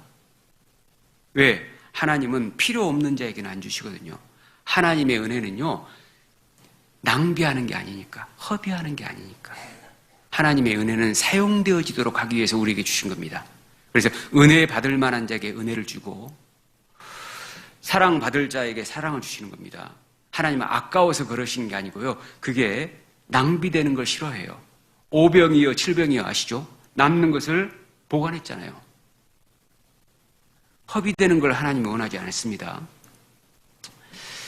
그래서 우리가 동굴 인생을 사는 사람들에 대해서 좀 같이 거기에 빠져들 것이 아니고 좀 넓은 안목을 가지고, 성경적인 안목을 가지고 어떻게 쓰든지 그들에게 이 전도를 해야 됩니다. 성경적인 세계관에 대해서 내가 정리해서 가르쳐 줘야 되는데 오히려 그들의 성공 방식에 대해서 내가 정리돼 가지고 나도 그들을 따라서 산다고 한다면 전도를 하는 것이 아니고 전도돼 버리는 거잖아요. 그러면 그게 무슨 전도냐고 말입니다. 그래서 우리가 어찌 됐든 간에 그런 사람들에게도 꽉 막힌 사람에게도 어떻게 해서든지 전도하는 것이 우리의 사명일 겁니다. 요한복음 1장에 보면은 빌립이 나다나엘을 부르지 않습니까? 그래가지고 예수 그리스도께서 오셨다, 예수님 구원자가 오셨다, 메시아가 오셨다 하니까요, 나사렛에서 무슨 선한 것이 날 수 있느냐, 나다나엘이 그러지 않습니까? 그런데 빌립은 그래? 그런 거 안 나는 거야? 알았어. 그러면서 방치해둔 게 아니지 않습니까? 다만 우리는 씨를 심고 물을 주고 하는 책임을 우리가 해야 됩니다. 우리가 씨를 심지 않고 물을 주지 않으면 하나님께서 열매 맺히게 할 수가 없는 거잖아요. 우리가 할 일을 해야 됩니다. 우리가 할 일은 열매를 맺게 하는 것이 아니고 바로 씨를 심는 겁니다. 어떤 사람이 그랬다잖아요. 돈이 필요해가지고 하나님께 기도를 했습니다. 로또 복권을 좀 당첨되게 해달라고. 그러면 하나님께 그 돈을 쓰겠다고 한 겁니다. 석 달을 기도했는데 아무 반응이 하나님께서 없으신 거예요. 6개월을 기도했는데 아무 반응이 없으신 거예요. 하나님께 원망을 했습니다. 도대체 이게 뭡니까? 기도하면 들어주신다고 해놓고 왜 하나님, 제가 하나님을 위해서 이 돈을 사용하려고 하는데 복권 당첨되게 왜 안 해주십니까? 하나님 뭐라고 하시는지 아십니까? 복권 사고 얘기해라 그랬답니다. 우리가 할 일을 해야 됩니다. 우리는 복권 사는 일을 하는 겁니다. 실제로 복권 살 거 들으면 또 예합니다. 예화, 비유. 두 번째는 아주 적극적으로 전도를 해야 됩니다. 그러니까 적극적인 것은 사랑이 제일 적극적인 거잖아요. 전도하는 그 자체를 우리가 사랑해야 됩니다. 남에게 전하는 그 자체, 그걸 사랑해야 됩니다. 전도를 즐거운 마음으로, 사랑의 마음으로 해야지 무격다짐으로 어쩔 수 없어서 하라고 했으니까, 괜히 마음에 걸리니까 이렇게 해서는 안 될 겁니다. 어떤 성의 영주가 정원을 다 산책하고 있었습니다. 그런데 땀을 뻘뻘 흘리면서 열심히 일하는 젊은 정원사를 본 거예요. 가만히 옆에서 지켜보고 있었습니다. 혼자서만 열심히 일하고 있는 거예요. 근데 얼굴 표정이 너무 웃으면서 예쁜 표정을 짓고 정원을 가꾸고 있습니다. 계속 지켜봤더니 화분에다 조각을 하기 시작한 거예요. 조각도 아주 잘했어요. 그래서 이 젊은 이 정원사에게 영주가 물어봅니다. 아니, 그렇게 열심히 한다고 해서 돈을 더 주는 것도 아닌데 왜 그렇게까지 열심히 일하냐? 저는 돈 때문에 일을 하는 게 아니고요. 정원을 보고만 있어도 너무 아름답고 좋기 때문에 정원을 사랑하는 마음으로 합니다. 그런데 돈까지 주니까 얼마나 더 좋아요? 이렇게 얘기를 했답니다. 그래서 이 영주가 내가 너에게 비용을 대줄 테니까 조각국 공부까지 해보면 어떻겠느냐 이렇게 얘기를 했답니다. 그 사람이 누구냐? 이탈리아의 유명한 조각가 미켈란젤로입니다. 여러분, 하나님을 사랑하는 마음으로, 영혼을 사랑하는 마음으로, 전도를 사랑하는 마음으로 전도해 보십시오. 하나님이 공부시켜 줍니다, 진짜. 마태복음 6장 33절에 보면은 너희는 먼저 그의 나라와 그의 의를 구하라. 그리하면 이 모든 것을 너희에게 더하시리라고 했잖아요. 근데 우리는 어때요? 모든 것을 먼저 생각하고 그의 나라와 의는 덤이잖아요. 하나님은 그렇습니다. 그의 나라와 그의 일을 우선순위에 1순위에 두면은, 최고의 가치로 두면은 나머지는 다 덤입니다. 그런데 많은 사람들이 덤을 위해서만 살아가는 사람들이 있기 때문에 덤도 얻지 못하는 그런 생활을 하고 있을 수 있다는 겁니다. 많이 가진 것 같지만은 결국 지나고 보면은 다 전대에 구멍이 뚫린 것처럼 사라져버린 겁니다. 나는 늘 전도만 하고 있었는데, 가난해질 것 같았는데 1년, 5년, 10년 지나니까 먹고 살만은 또 한 거예요. 결국 우리는 먹을 것과 입을 것이 있으니 족한 줄로 알라. 그 말씀대로 살아가는 것이 전부 아니겠습니까? 다 가져갈 것 아니지 않습니까? 어쩌면 주님이 지금 오신다면 남아있는 것에 대해서 하나님은 책망하실지도 모르겠습니다. 기본적인 생활을 할 수 있다면요, 우리는 그의 나라와 그 의를 구해야 할 겁니다. 일용할 양식이 있다면 그의 나라와 그의 의를 구해야 할 겁니다. 영혼을 사랑하고 전도를 즐겨야 할 겁니다. 그러면 하나님께서 비용 대주십니다. 개인적으로 전도하다 보면요, 비용 대주는 경우가 많아요. 사도행전은 여러분 잘 아시는 것처럼 사도들이 예루살렘을 중심으로 해서 복음을 전하고, 그 다음에 소아시아, 안디옥을 중심으로 해서 복음을 전하고, 그 다음에 유럽에까지 복음이 전해지는 그런 내용이 나오지 않습니까? 첫 번째는 베드로를 중심, 두 번째는 바울을 중심으로 복음이 전해지는 거잖아요. 사도행전 전체가 28장까지 있죠. 근데 사도행전을 가만히 보면은요, 사도들 중에서 복음을 전했던 자들 중에서 게으른 사람이 한 명도 없는 거예요. 적극적으로 전도한 겁니다. 왜? 영혼에 대한 사랑의 마음 때문에 그런 겁니다. 적극적으로 움직이는 전도를 한 겁니다. 여러분, 성경에서요, 하나님께서 가장 악하게 보시는 사람, 그 순서가 나와 있는데요. 잠언 26장에 보면 제일 먼저 미련한 자가 나옵니다. 두 번째, 스스로 지혜롭게 여기는 사람이 나옵니다. 미련한 자보다 더 악한 사람이 스스로 지혜롭게 여기는 사람이에요. 근데 스스로 지혜롭게 여기는 사람보다 더 악한 사람이 7명의 지혜롭게 여기는 자입니다. 그보다 더 악한 자가 게으른 자로 나옵니다. 그러니까 게으른 자는 정말 악한 거예요. 알면서도 내버려 둔 거니까. 여러분, 남이 불쌍하다는 걸 알면서도 내버려 두면 잔인한 거잖아요. 상대방은 정말 파탄 지경인데 그걸 보고 삐식 웃고 있어요. 소름 끼치는 행동 아닙니까? 그런데 많은 사람들이 지옥에 떨어져 가고 있는데 우리는 그들을 보고 늘 밝게 즐기고 있어요. 악한 것일 수 있지 않겠습니까? 게으른 자는 마귀도 안 쓴다고 하지 않습니까? 우리는 먼저는 어찌됐든 간에 사람을 만나면 전도부터 해야 되는 겁니다. 그걸 1번에 둬야 됩니다. 누가복음 10장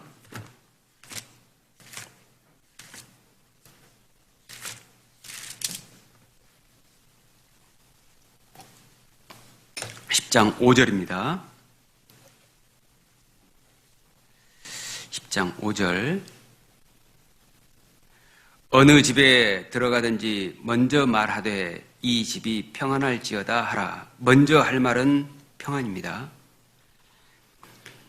예수님의 말씀에요, 들어가라는 말씀을 하셨고 먼저 말해야 될 것을 말씀하셨습니다. 가만히 앉아 상대가 말할 때까지 기다리라고 하지 않았습니다. 전도는 적극적이어야 됩니다. 여러분, 가만히 앉아서 전도할 수는 없는 거예요. 게으르면 전도 못합니다. 부지런해야 됩니다. 부지런하여 열심을 품고, 게으르지 말고 부지런하여 열심을 품고 주를 섬기라고 했죠. 3번이나 게으르지 말고 부지런하고 열심을 말씀하셨잖아요. 인간의 게으른 본성을 지적하시면서 한 번 게으르면 그 다음에 또 일어서고, 2번 게으르면 또 그 다음에 일어서고, 3번 게으른 마음이 올라오면 또 일어서라는 거예요. 어찌됐든 간에 계속해서 부지런을 추구해야 되는 겁니다. 그리스도인이 사실 시간이 남는 시간이 어디 있습니까? 살아보니까요, 시간을 허투루 쓰는 사람이 저는 제일 답답하더라고요. 영국의 조지 버나드 쇼가요, 노벨 문학상을 받은 분이잖아요. 이분이요, 젊은이에게 젊음을 주는 것은 아까운 일이다, 이런 말을 했습니다. 이 말이 뭔지 어느 정도 나이가 되신 분들은 아시죠? 젊었을 때는 그 젊음이 소중한지 몰라요. 어떤 여선생님이 여고 3학년 학생들에게 그랬습니다. 여러분, 이제 고등학교 3학년이 됐습니다. 열심히 공부하세요. 그래야지만이 여러분의 인생이 달라집니다. 고3 금방 지나갑니다. 그러면서 다음에 덧붙이는 말이 이렇게 얘기하더라고요. 이렇게 말해도 여러분 모를 걸 알면서 내가 얘기를 합니다. 이 얘기를 하더라고요. 여러분, 젊음이 한순간이고 그 가치를 모르고 지낸다고 한다면 어쩌면 우리의 인생도 한순간이고 우리의 인생도 그 가치를 모르고 지낼 수 있다는 겁니다. 좀 더 우리가 시간을 잘 아껴서 적극적으로 전도해야 합니다. 어찌됐든 간에 사람을 살리는데 모든 걸 다 쏟아야 됩니다. 잠언 24장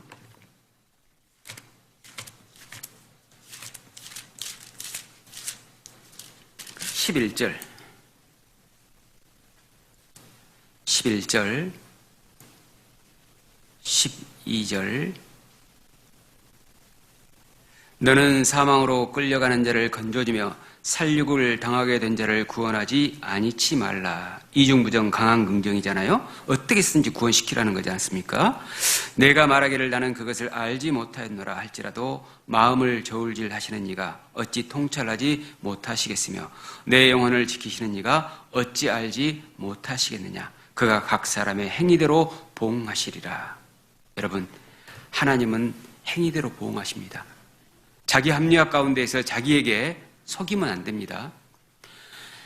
인생에서 사실 남에게 속는 경우보다 자기 스스로에게 속는 경우가 훨씬 많다는 거 여러분 아십니까?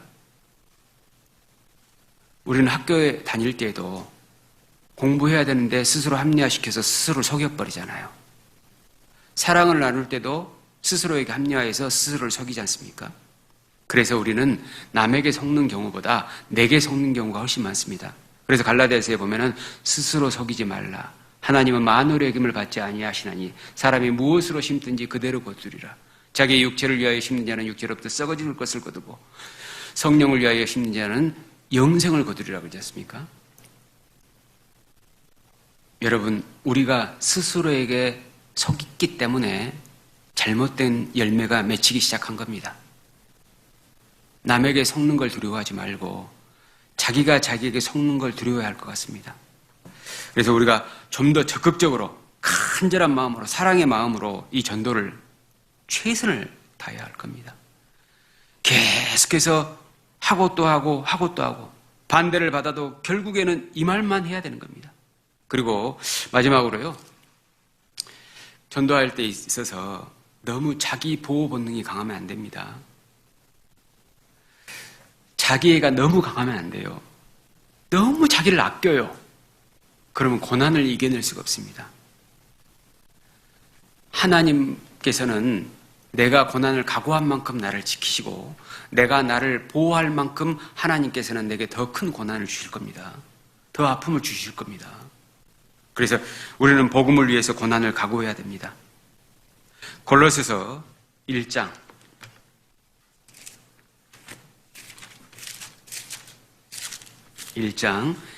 24절입니다.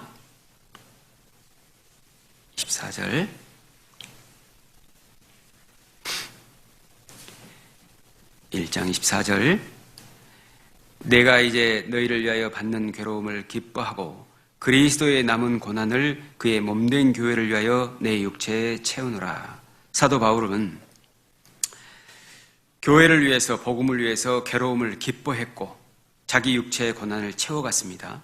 이것이 복음 전파의 길이었습니다. 복음은 그리스도인의 고난을 통해서 전해지는 겁니다. 왜? 복음 자체가 그리스도의 고난을 통해서 이루어졌기 때문에 우리는 고난을 각오해야 합니다. 애간장 녹아야 됩니다. 우리 평택 서북교회에 어떤 자매님이 한 분 계시는데요. 그 자매님이 다른 지역교회에 계시면서 그 어머님이 이 닭을, 토종닭을 키우시고 장사를 하셔요. 근데 이제 어느 날 이제 자기 어머님을 도와주기 위해서 시골에 이제 내려간 겁니다.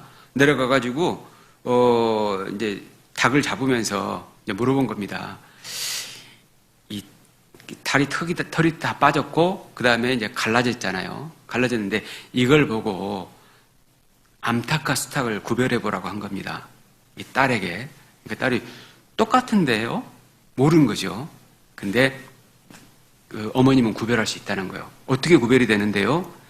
암탉은 장기들이요 굉장히 흐물흐물하답니다. 근데 수탉은 장기들이요 굉장히 쫀쫀하다는 거예요. 쫄깃쫄깃하다는 거예요. 왜 그렇게 되느냐? 암탉은 늘 알을 낳기 때문에 애간장이 녹는 가운데서 알을 생산한 거예요. 그러니까 장기가 흐물흐물해져서 별로 맛이 없다는 거예요. 그걸 듣고 제가 깨달은 것이 있습니다. 내 장기는 정말 흐물흐물해져 있는 것인가? 아니면 아직도 쫄깃쫄깃한 것인가? 나는 알을 생산하는 사람인가? 알을 전혀 생산하지 못하는 사람인가? 이런 것에 대해 생각을 해봤습니다. 그래서 애간장을 녹는다는 간장이라는 간장 있지 않습니까? 장기에. 그걸 얘기하는 거거든요. 애간장이 녹아야지만이 새로운 생명이 탄생할 수 있는 겁니다. 그러니까 여러분 고난을 너무 두려워하지 마시고요. 내가 아파하는 만큼 생명이 탄생된다. 내가 겪을 수 있는 아픔은 거룩한 아픔이다. 하나님께서 주시는 은혜의 아픔이다. 이런 마음을 가지고 전도함에 있어서 너무 자기보호 본능이 강해지지 않도록, 자기애가 강하지 않도록 애간장이 녹아야 된다는 그 말을 기억해서 어떻게 해서든지 한 사람이라도 살리는 것. 지금까지 내가 구원받았지만 한 사람도 못 살려냈다. 그러면 어찌됐든 간에 한 사람을 살리기 위해서 정말 심기열전해야 됩니다. 간절한 마음으로 하나님께 부르짖고 외쳐야 될 겁니다. 왜? 그것이 인생의 가치니까. 그리스도인의 가치니까. 아름다운 삶이니까. 전도하는 그리스도인만큼 아름다운 그리스도는 없을 겁니다. 기도하겠습니다. 주님 감사합니다. 저희를 구원해 주실 뿐만 아니고 이 구원의 사명을 저희들에게 맡겨 주심을 감사드립니다. 모두가 왔다가 사라지는 인생인데 모두는 이 세상이 영원할 걸로 착각하는데 저희들에게는 죽음과 심판에 대해서 가르쳐 주시고 바로 볼 수 있는 안목을 주심을 감사드립니다. 저희들이 한 영혼 한 영혼에게 주님과 같은 마음으로 다가가서 간절한 마음으로 복음을 전할 수 있도록 저희들의 마음의 문을 열어주시고 오직 고난을 각오할 수 있도록 지켜주시기를 바랍니다. 오늘 주일에 저희들 함께 할 수 있도록 은혜 베풀어 주심에 감사드리고 코로나19에 한 사람도 또 노출되지 않도록 주님 도와주시옵소서. 이 지역에 있는 많은 잃어진 영혼들에게 양천교회를 통해서 복음이 활발하게 전해질 수 있도록 귀하게 들어 써주시기를 간절히 바랍니다. 이 시간 이후의 일정도 오직 주 성령님께서 함께 하실 것을 믿고 의지하면서 저희를 사랑하시는 주 예수님 이름으로 기도드립니다. 아멘.